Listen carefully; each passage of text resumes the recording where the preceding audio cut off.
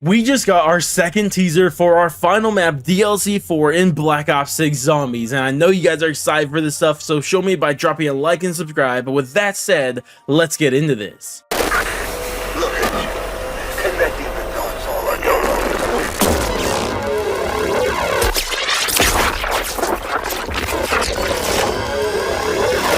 And that's the teaser, a bit longer than the one we got the first time. This is like a 12-second teaser, but it shows things that I think are a little bit more interesting, and I think it's best that we break this one down. Now, the first thing we see in this is just like something that looked like just a lot of weird metal on the floor. I wasn't sure exactly what it was when I first saw it, but then we looked in the sky and we see like them just like manufacturing multiple androids in the sky, and just like, what is even going on here? And I really mean that, because I really have two big questions here, and one is, where is this even on the map? Because that's what we thought this map was. It was going to be a bunch of towers, right? And even the first teaser, it looked like that. Like, it looked like we were dealing with multiple towers. We were going to jump between them or whatever, kind of like Die Rise style. But then we have this, and it looks like we're underground, some underground facility, at least to me. And like, they're building these androids down here. Like, where is that on the map? I'm very interested in that. But on top of that, something else that makes it very interesting is the story explanation for this, because this is a part of Janus, and this was their mission, whatever they were doing. And my question is, what does this have to do with either of the goals for Janus? Because if you think about it, the goal that Richtofen told his investors this was for was to build limitless energy. But then he had his own personal goals with Janus, and that was to bring his son and maybe his wife back to life. And I just don't know how that makes sense with either of them. Obviously, you're not building limitless energy here. And then what we've heard so far about how he was trying to bring his son back to life, originally he was trying to do some weird biological stuff, like the whole purpose of Modi and Terminus, that was all for that. And then after that failed, he turned to the Sentinel artifacts. So where exactly do these androids come to play in either of those motives? My only thought is that maybe this has nothing to do with Richtofen, and instead the SAM AI was secretly doing this, but I don't know how she would be able to get away with this when Richtofen had direct oversight over this entire facility. So I'm just kind of confused about that. But even if it is the SAM AI, was she just trying to make herself a body with an android originally? But then why would she need to make so many? I really don't know, and this is just a big storyline question for me, so I'm very interested to see what the answer is. But my guess, if I had to throw one out there, this is just another one of Richtofen's things he was doing on the side, maybe separate from any of the other goals that we've heard so far. Then the next area is actually a lot crazier. So here we see like some two beams just connecting to each other, and it looks like these are like the middle of a collider, and they're like connecting something. And assuming this is some dark ether stuff, this actually might make sense with what we saw with the first teaser, where we saw the dark ether vegetation on the map. We were kind of wondering like, why exactly is there dark ether vegetation? But if this is like energy from the dark ether, then potentially this is why that vegetation is creeping out of it, especially ever since the zombies overran it, and we saw it's on fire, been on fire since Liberty Falls. So it could make sense for why it's kind of getting out of control here, and maybe there's some sort of collider. But one thing I will say is that this actually might make sense story-wise, that why they're doing these crazy beams things, because what I tell you just a little bit ago was the outwarding justification for Janus was to build like limitless energy, so maybe this is exactly what that is. But either way, this is a very cool looking room.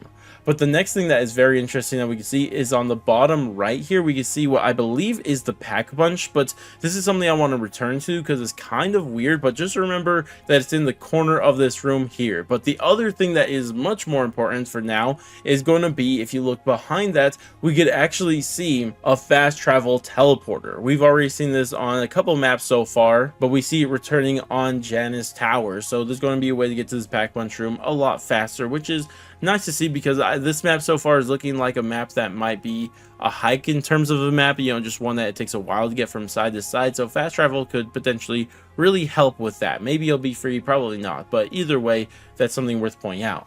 But then we see something very interesting happen, and we realize this is the player that's actually holding this camera for us, and he actually gets sucked up into that beam.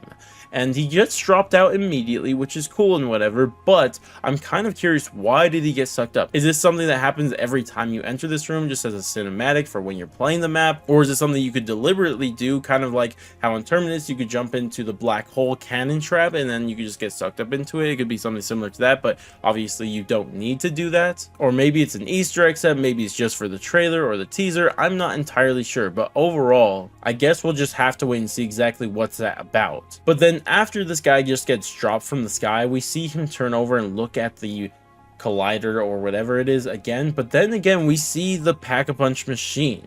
And this is very interesting because I already pointed out that we saw the Pack-a-Punch machine before, but this is a different corner from where it was. This is not the same spot, and I'm kind of curious why that is, because why would the Pack-a-Punch machine just be hopping around? And on top of that, normally when you see a Pack-a-Punch machine, normally it's like at the center of the room, like it's the main draw, you're supposed to be looking at it. And where I would expect to see the Pack-a-Punch machine in this room is like directly below one of these beams or something, right? But instead it's just packed away in these corners.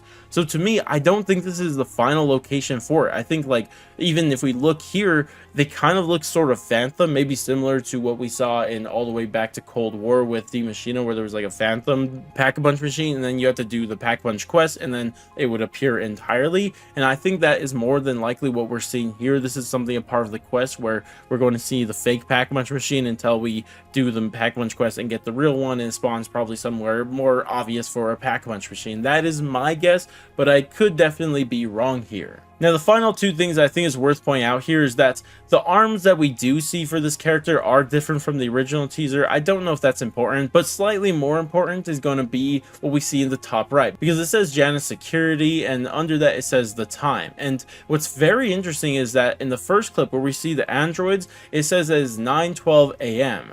But then when we get to the Pack-a-Punch room or the collider room, whatever we want to call it, we see it says 5:14 a.m. And there's two big questions. Why exactly did the time advance so much or change so much? But then on top of that, why was it later in the day in the first clip and then get earlier in the day in the second clip? Because in the first teaser we got the opposite. We had the first clip happen at 1 a.m. and the second clip happened at 2 a.m. So what's going on with that? I don't even know if that's important. Maybe it's just a thing they're doing here, but it's something to keep an eye out for. But overall, I'm loving these teasers they're dropping. They are so cool. They have a creepy vibe to them. The music just showing off the maps here and there, and I'm sure it's going to build up to a great trailer that we're probably not going to be getting this week, but probably next week. That is definitely going to be fun to watch and react to. But overall, that's going to wrap this video up for me. Thank you guys all so much for watching. If you guys are excited for DLC 4, let me know by dropping a like and subscribing. But that's going to be it for me. Thank you guys so much for watching, and I'll catch you guys in the next one.